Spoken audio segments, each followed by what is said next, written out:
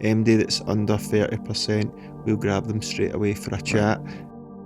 Shows you how social media is not real, because he said at that point he hadn't long been over living there and he was the loneliest he's ever been in his life. The hardest thing's getting through the door. Once you're through the door, it's much easier. And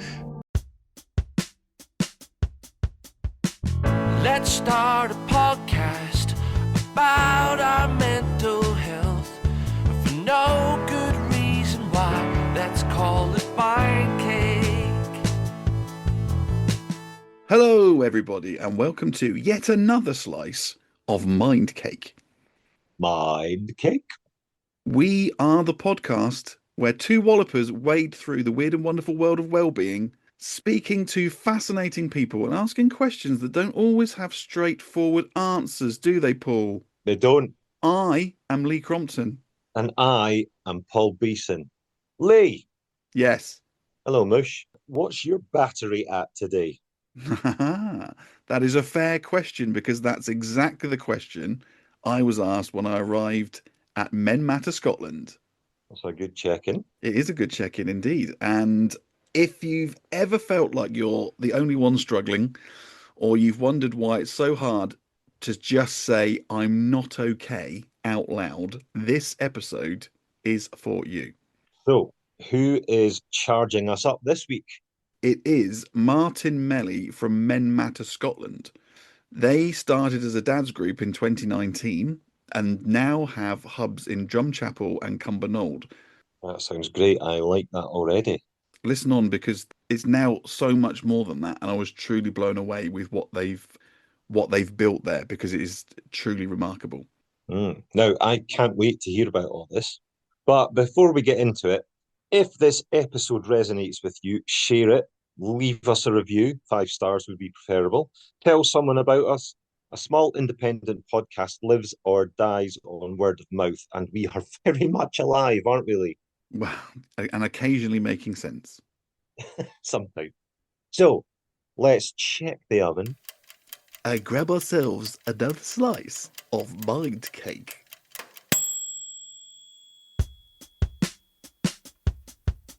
Hello, everybody, and welcome to another slice of Mind Cake, when this week we have the privilege of meeting Martin Melly at Men Matter Scotland. How are you, Martin? very good, thanks. How are you, Lee? I'm good. I've checked in. I was asked at the door to write down my battery health. Yes. Which I thought was to do with my phone. But if you want to talk about that before we even start with the chat. No worries. The amount of people that start pulling their phone out and look at their phone battery when they ask that. But what we've come up with since we sort of started is in Glasgow and Scotland, basically, that how you doing is basically just a hello or all right. Nobody really answers it. So what we try and do is ask that second question, how you really? And we form that in what's your battery at. So that's what's your mental health battery as a percentage. It just means when somebody comes in, they're checking in with themselves and going, how am I feeling the day? And putting down the battery as a percentage. And it means we can get a gauge of how they're feeling. If somebody's a bit wary about asking for a chat or asking for help, anybody that's under 30%, we'll grab them straight away for a chat. And it just gives us an idea of, gets people to check in with themselves, but also gives us an idea of where they're at. So it's just like a phone battery. If you're flying high, fully charged, you're up 80, 90, 100%. If you're struggling in the red, you're 30% or below. It's just how they are feeling on that day. I think it's brilliant. It's the first time I've ever been asked to do it. It sets out exactly what you're about. Do people check out as well? So when they leave? Yeah. So they put their battery in when they leave as well. When they leave, so see whether there's any improvement. Can have an idea of an improvement, or if something's happened. I hate the word, triggered somebody in one of the classes or something, then we can just give them a phone and see them next time they come in. Everything okay? Seeing your battery went down a bit, or we can just keep an eye on people. Yeah, it was good. It reminds me of a conversation we had with Alistair Campbell, where he said that he gives himself a grade and he rates himself every morning and writes it down, 10 being unattainable happiness and 0 being suicidal. Right. And actually he says if he's he's happy if he's about a 5 or a 6. 7 or 8, he knows he's on the verge of, he's a bit too hyper, and he knows there's going to be a crash after the high, so he tries to keep himself at a 6 or 7. But similar thing to what you're doing here. And I think, there's a lot to be said for just, like you say, just having that moment to check in with yourself. Yeah, and see how you are and how you're doing. I try to keep myself at 90%, give myself that room for improvement, but also realise you're coming in, any troubles get sort of left at the door. But we all always talk about stuff that's going on in our lives in here. But I was 90% this morning, but now that you've had Alistair Campbell on, and I'm feeling a bit nervous about this with the guests you've had on. He wasn't. He was very good. Right, okay, let's get into this then, because I've been very kindly offered to come in at 11 o'clock for one of your sessions. So we're going to start this, then we'll take a break to do one of your, is it a talking therapy session? Talking group. So talking group. That's how Men Matter started. It was a Dad's Matter group to start with, and then it was Men Matter. But what's been there since it started in 2019 is a talking group where guys will come, and what we do is we'll get the chairs sort of round in a circle. Every day somebody chairs it and has questions, so we always have the first 3 questions are the same. First up is, what's your battery at? We just check in with everybody. The next question we ask is, how's your week been? And then that's followed by anything to get off your chest. We start with those 3 questions, and then we'll change up the next 3, 4, 5 questions every week just to get the guys thinking. But what we do with it is we have a ball as well. So we pass the ball around, whoever has the ball speaks, nobody interrupts them, and there's no advice given. It's just a chance for guys to speak. If you don't want to speak, you just pass the ball on. Some people just want to come in and sit, that's fine. So that's what we do. So it'll be, what's your battery at? Ball gets passed around, everybody gives it, and then on to the next question. And it gets guys in and around other guys, talking about what's going on in their life, talking about what they need to get off their chest, and hopefully it starts to become the norm that I've got issues, he's got issues, but we're both in here talking about it, and you can start to relate to people and see that other people have got stuff going on in their lives as well. And sometimes we convince ourselves we're the only person in the world with the problems we have. I've done that in the past, so it's good to get guys around other guys talking and understanding that everybody's going through different stuff. Some are in better positions than others, but just gets us into that environment. We're around guys talking about guys. No, absolutely, and I think that's a huge thing as well that I've found doing this podcast for the last however many years, is that when you're in whatever malaise you're in for whatever reason, that can be a very lonely place, and you think that you're the only person that feels like that or is going through that, and everybody else's life you see on social media, they're having a lovely time, and there's that comparison, isn't there? And you go, well, it's only me. So if you hear other people going, well, actually, I feel about that, and you go, oh, it's not just me. And I think that there's a huge weight to be lifted just by knowing that other people are going through similar things. Yeah, and just on that, I always remember when I struggled a number of years ago, but I was doing a podcast with my mate just talking about it. And I remember talking about that comparison culture. So he's a good mate of mine, but he didn't know I was struggling because I didn't tell MD, and then got everything sorted and was telling him about it. And I was saying, I was looking on social media and saying to my mate, I seen you at the time. He was living in Barcelona. He was on a rooftop pool posting all these pictures. I'm struggling with depression, and I'm looking and seeing you on a rooftop pool. And he's going, shows you how social media is not real. Because he said at that point he hadn't long been over living there, and he was the loneliest he's ever been in his life. But he was putting up these pictures. I'm presuming he's having a great time. Then I see the next person having a great time, and I'm just looking and going, oh, everybody's doing brilliant, and I'm struggling here. So it shows you why social media is not real, and that the importance of talking, because once you start talking, going, how are you? I know, great actually. And then we go, all right, everything looked all right. And it's a powerful thing. Let's get into Men Matter Scotland. Extraordinary work. You've given me a brief tour when I've arrived. Headline numbers, 4,000 registered members, 500 attendees at the hub each week, 2,100 people with suicide ideation made safe. 2,500 hours of free counselling delivered annually. Before we get to all that, remarkable numbers, but before we get to all that, what was going on in Martin Melly's life in 2022? What led you to make that first step inside those doors? Because you've been here, 4 years now? Yeah, 4 years at the end of this month. Time flies. So for me, it goes a bit further back than that. At a time in my life I was really struggling. There was certain circumstances that happened within a 18-month period where the people I was closest to all seemed to, things started to go wrong, and I went through a big battle of depression that sometimes I didn't think I was going to get through, but I did manage to get through that. I got some help and support at the time, and I was really lucky. So I'm a big football fan. Can I ask what team? The best team when it comes to Glasgow. Kidderminster Harriers. The best team, the team at the top of the league at the end of the season usually. So I follow my team, and there were points when I was really struggling where I was in a full football stadium and felt the loneliest guy in the world. I got to a point where I was getting myself better. I was going to cognitive behavioural therapy every week, and for the first time in my life, I put 100% into myself, and I started to slowly but surely get better. And one day I went into the CBT, and I was going to say to the woman at the end, I don't think I need to see you anymore. But before I said that, she said to me, I don't think I need to see you anymore, but always be here. And I walked out of there, and it was the first time in my life I really felt happy and content within myself. I was going home, and I was looking back and going, what's different? And nothing was really different.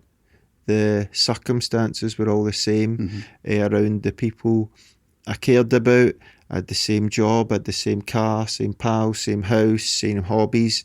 Life was the same. The thing that was different was how I was thinking. I no longer thought negatively about my situations, and I no longer thought negatively about myself mainly, and I no longer beat myself up, and I no longer hated myself. I'd learned to like myself, respect myself, then love myself. And from that point on, I decided I don't want people to feel like I did, that guy in the football stadium that felt like the loneliest guy in the world. So I went away and done a couple of wee courses, done some studying. My pal, he's been telling me about a charity that his cousin had set up. I do my own podcast, and we'd given them some stuff. He'd given them some advice on how to start up a podcast. So I kept an eye on it, and it just so happened that one day a job went up for me in Matter Scotland. I applied for it, went for it, and like yourself, I was given a tour of this place, and I was like, I need to be here, and made it work, and that's been me ever since. Wow. 4 years later. Wow, you're still here. Aye, so that's me. I don't want MD to feel like I did, so that's what I do, is I try and help people. Absolutely. What I was going to say was, you say in your bio that at times you felt like the loneliest man in the world. You just said that in the football stadium. I don't know if you've seen, we have had the well-being person on, Rachel Smith from Wolves Football Club, who did a massive thing on that, and the one that went viral was the Norwich. Yeah, it was a good Norwich. They're very good. But I just wondered, what does male loneliness look like, and how can we change that? It's a complex thing. It's not a 5-minute answer, is it? No, there's so many different ways to look at it, but here's another. I'll rephrase that question then. Why do you think that males in particular suffer more with loneliness than maybe females? I don't want to generalise, but yeah, I do. I think women are better at talking and better at just, like, guys seem to be, if you want to sort of generalise it, if I'll go out with my mates, it's not, a lot of the time it's not, I've changed this now, but it was never, how you doing? You're just kind of, so when I was struggling, I was the master at dodging that question. I would change the subject, I wouldn't answer it, I would just get on with it. And it's a kind of this macho thing that guys are meant to man up and not talk about things and just get on with things. It's this sort of thing that's just carried along, whereas females seem to be better at expressing their emotions and talking to friends and just saying, oh, this isn't going great, whereas guys don't seem to do that a lot of the time. And even when you say the loneliness, like, I had people around me. Yeah.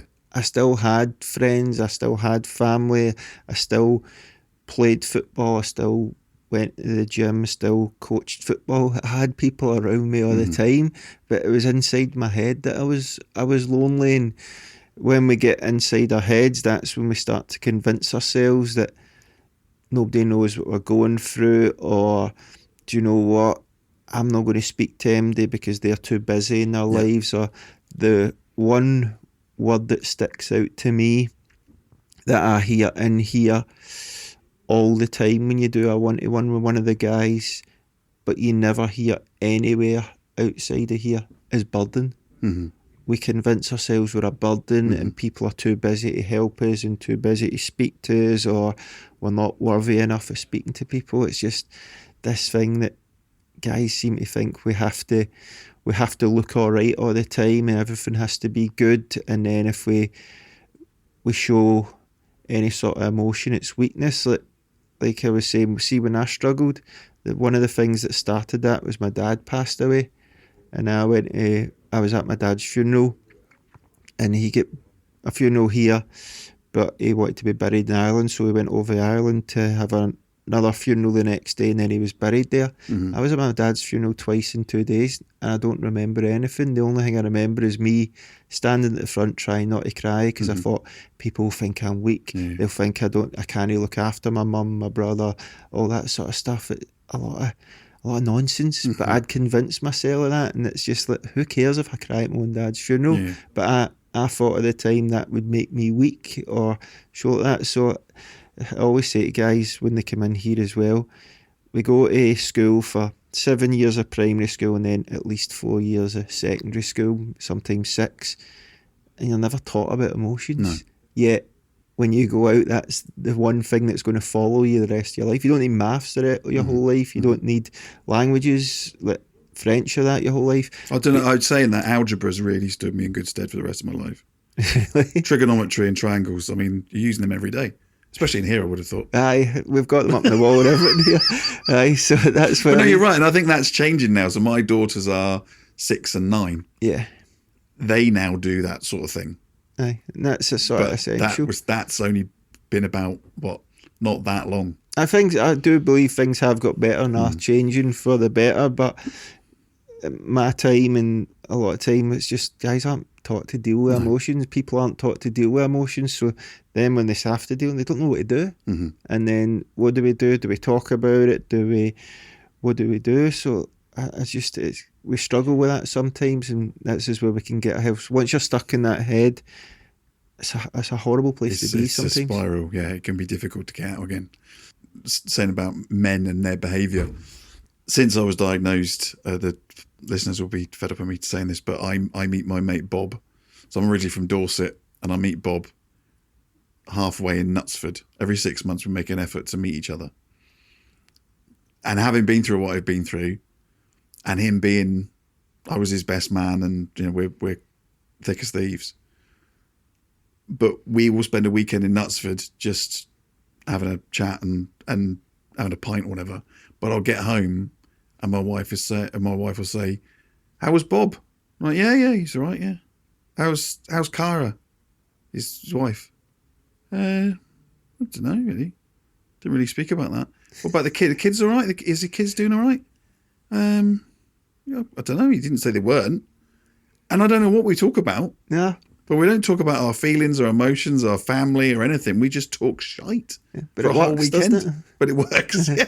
It's good fun. Yeah. And I think, but the difference is, I think that because we've got that relationship, if there was anything that was troubling him, or if there was anything that was troubling me, we've got that relationship where you could open up and speak to that person. And I think that's the difference. Is there's a lot of people who maybe don't have that opportunity to go, do you know what, actually, I'm feeling shit and I just need to talk to somebody.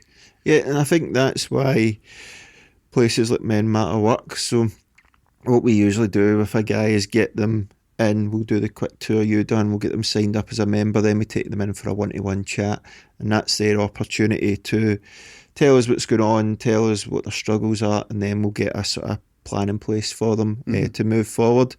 But in the 4 years I'm here, I always hear this men don't talk, and I think it's a lot of crap, man. So I've been in here 4 years, and I've done hundreds, if not thousands, of one-to-ones with guys, and I'll have not met that guy 5 minutes before. We'll come in this room, sit down, what's going on, mate? And 99 times out of 100 they'll open up. Yeah. So men do talk if the environment's there for them to talk. Yeah. But what I was going to say on that is sometimes it's easier to speak to a stranger or somebody you don't know. Sometimes it's hard to speak to your family because there's a lot going on in your family. Even like one of my good mates, one of my best mates, when I was struggling, took me out to watch the football or something one day, and I could see him looking at me, and I was like, "What is it?" And he's like, "How's the mental thing?" And I just burst out laughing. What, the depression, mate? He's like, "Aye, sorry, I just don't know how to ask about that stuff." And I was like, "No, it's fine, mate." So I explained a wee bit, and he got it a bit more. But the key thing is, that was one of my best mates. He just didn't know how to ask about that. But his way to help me was to take me out and hang about with me. So it's just about finding people that you can speak to about some stuff, or some people that you just need to hang about with. Because at that time, I didn't need to be speaking about depression all the time. Sometimes I just needed normal conversations. So it's good to have people that you can just go and shoot the shit with. And then it's good to have a support network where you go, I need to speak to somebody about this, or they're well placed to do that. Or a lot of people, what I try and say to the guys, right, who do you speak to if you're struggling? A lot of time it's nobody, or they'll say, "Oh, my partner." Right, what happens if you argue with your partner? Who do you speak to? Right, okay, so we need to build a support network. We've got different people to go and ask. Definitely. I'm conscious it's 4 minutes past 11. All right, you want to jump in? Can we? Is it too late to gate crash? Or, No, I've got to get you in. You right to finish there? Aye.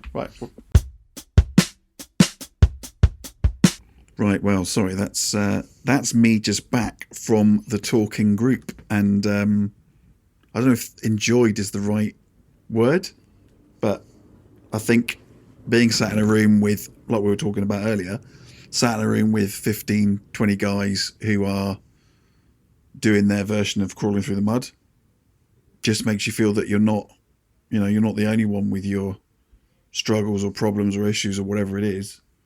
We're not all sat on the balcony in Greece having a beer. No. There's people who are going through it, and I think that makes you feel less alone and maybe less vulnerable. So I thoroughly, I say, to use the word in inverted commas, enjoyed it. It was I've not done something like that before.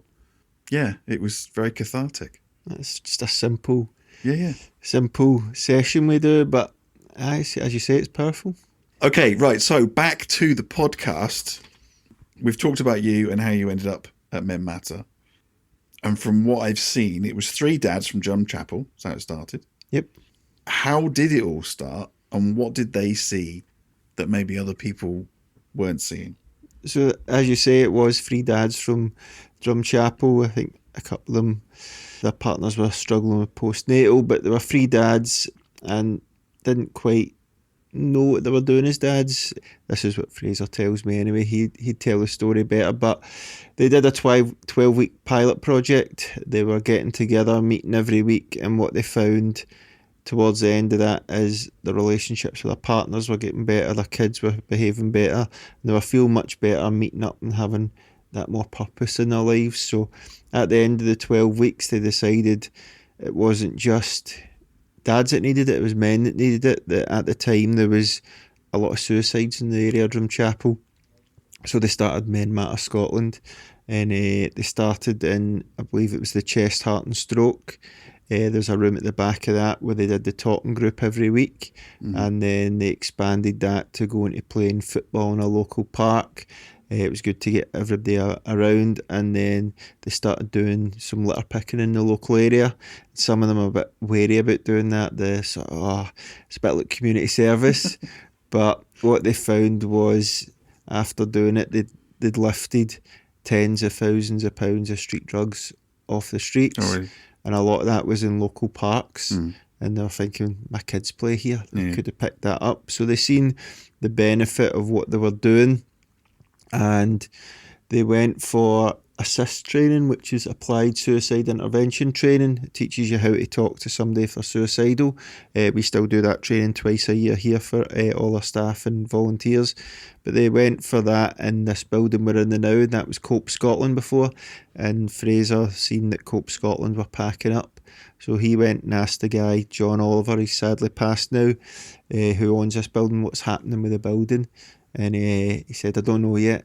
And Fraser explained the project to him, and he was right on board with it. And I believe he said, right, get yourself set up, and after a year you can start paying me back. So gave us this whole building for now for a bit until we got it all sorted, and we got charity status and got this place opened in February 2020. And then bang, March 2020, COVID hits. But because of the work we were doing, it was we get special dispensation to stay open and have all the COVID regulations in place, and then the place has just grew and grew from there. So primarily we are suicide prevention. That's the main thing we try and do. But what we try and be, wellbeing suicide prevention, is for men's mental health and well-being, so people don't feel they have to come to us if they're suicidal. You can come to that any time before it. If you're struggling, lonely, just having a great time, need a change in your life, whatever it is, people can come along. I mean, just being here and seeing that you said this started in 2020. I mean, I was having a look, you showed me earlier the weekly programme. In the relatively short space of time, and again, we've had COVID in that period as well, it's nothing short of remarkable. I mean, I'm just looking through. This week alone, you've got sound baths, community work, CBT, breath work, cold water therapy, fishing. I mean, that's really the tip of the iceberg. I mean, you've got like a full day's programme, 5 days a week, plus fishing on a Saturday. The reason Fraser started this is he had his own struggles. He'd tell you about that if he was here, but he felt when he was going to services, he was getting passed from pillar to post, and he wasn't getting the help he needed. So the reason behind Men Matter is to try and take away all that stuff and be open for guys and be there for people that need it. So we try and be a 7-day-a-week charity. We're open Monday to Friday. Saturday, as you say, we go fishing. Sunday, Dale takes the guys out and I go wild, where we get out in the nature, paddleboard, kayak, do a walk or whatever. But we've also got the street team as well that go out Friday, Saturday and Sunday evenings from 9 o'clock, go about Drumchapel into the city centre, and they'll go to the local hotspots. We worked with the police, fire brigade, the Humane Society down at the Clyde, and we go about and speak to anybody that's struggling, get them the help and support they need, get them in here the following week. So we try and do that. And Monday to Thursday we're open Monday to Friday from 10:30 till 8 p.m, but Monday to Thursday we've got at least 3 classes on a day that will help them guys improve their mental health and well-being, learn about their thoughts and feelings and how to move forward, teach them positive coping mechanisms like the meditation, like the sound bath and stuff like that. All these different positive coping mechanisms that will teach the guys something they can do if they're struggling. And then there's plenty going on with the talking groups as well. So we try and have a holistic approach so that we don't think it's a one size fits all. There's going to be certain guys that will get something from that class, but maybe not from that class. So we just encourage them to come in, try the classes, see what works for them, and then get in amongst it. No, and exactly. I mean, that's what the podcast is all about, really, is that what might work for one person doesn't necessarily work for somebody else. So having such a wide range of activities and things that people can try, I think is just amazing. And that's what we try and do. For me, anyway, the first sign of a guy struggling is they start to isolate themselves. They pull away from people, stop doing the things they enjoy, and they just get stuck in their head. So what we try and do with somebody new coming in is we get them in, we'll give them a quick tour, we'll sit down and get them signed up so we've got some details from them.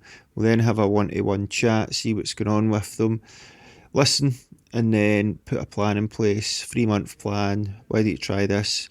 Signpost them to other services as well, and then get them in. So the classes will teach them about their thoughts and feelings, how to move forward, teach them positive coping mechanisms.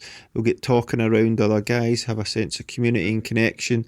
And then after about 3, 4, 5 weeks, if we see them putting the effort in it themselves, we've got counselling that goes on in here as well, counselling and CBT. So we've got around 30 people a week getting counselling with no real waiting list. It's just if we see them coming in and putting the effort into themselves, and they've tried some of the classes, learned a bit about themselves, put them into counselling, we can speak to a professional about the bigger stuff, and we find that works. And then we've got an employability officer they can speak to after that to get into employment and into volunteering.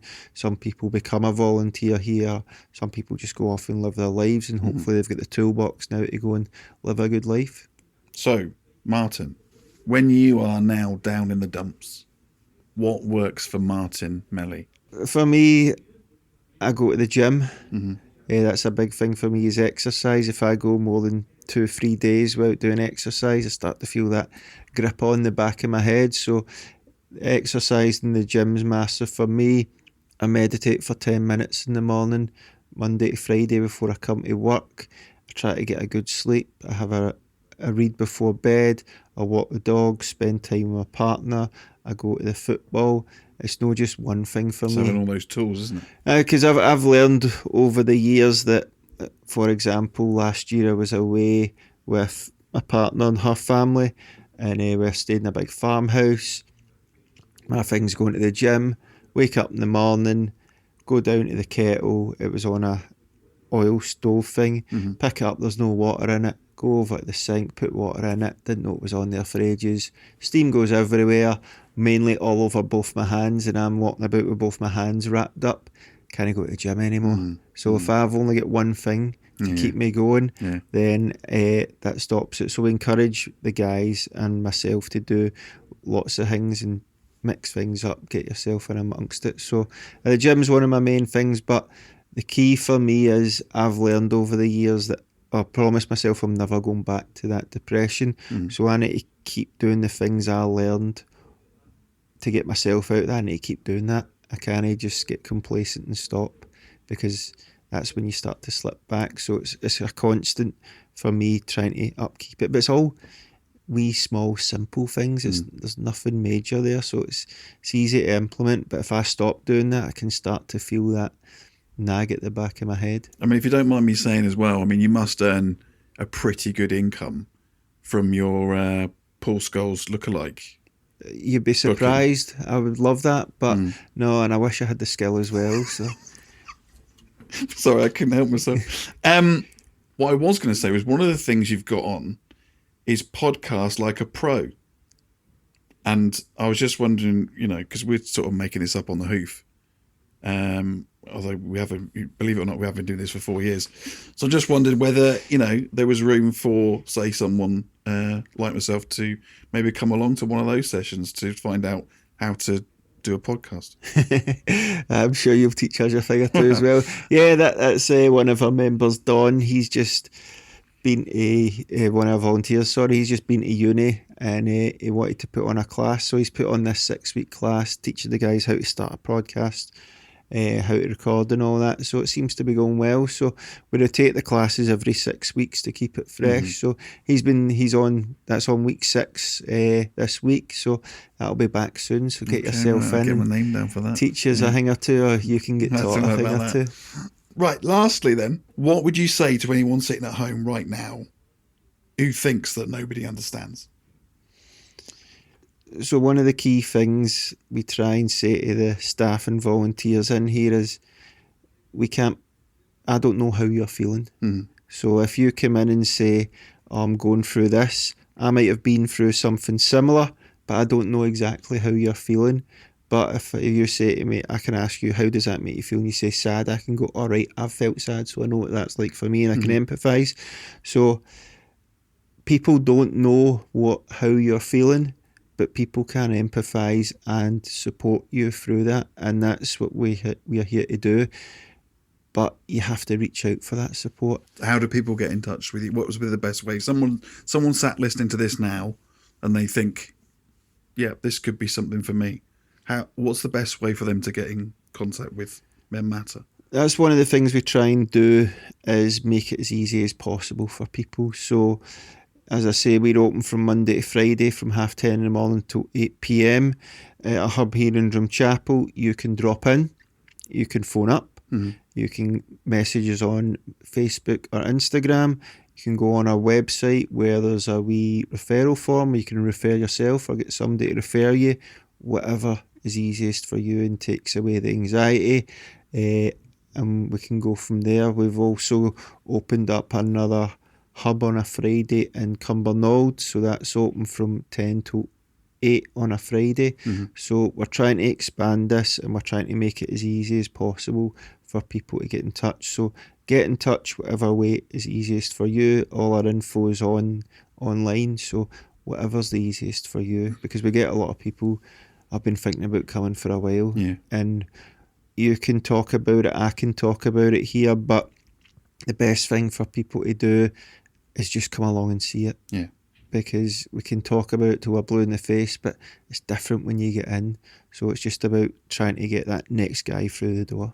Yeah, and I think that's it, isn't it? It's like going for a run. But it's one thing thinking, I must go for a run. But the hardest part is sometimes actually just getting over the threshold. Aye. I imagine that's the same as making that decision to come and actually stepping into the building.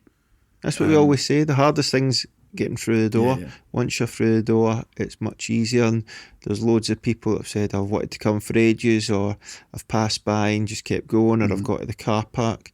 If you come to the car park, just phone us, we'll come out and get you, whatever it is. Just get yourself in, man. I think what you're doing here is fantastic. And as how I found out about you was Dr. Jan. So the listeners will know about Dr. Jan. And she said what they're doing at Men Matter is just slightly different from maybe how other people are doing it. And they're having a difference, and they're having an impact, and they're going out into the community, not just expecting people to come over the threshold. But so I think what you're doing is brilliant. So thank you for your time, Martin. I really appreciate it. And for letting me come in and see what you're doing. No, thanks for coming, mate. It was a pleasure. Thank you. Well, yes, the hardest thing is to get through the door, Paul. Well, that's the same with a lot of things, isn't it? Taking that first step. Yep. Kit Burks will tell you her record-breaking trek across Europe started with putting one foot in front of the other. Absolutely. And I know we've said this before, but sometimes when things are tough, breaking them down into tiny increments can really help. Just get up, just brush your teeth, just get dressed, because sometimes looking too far forward is just too much. It's too daunting. Small, achievable tasks. Absolutely.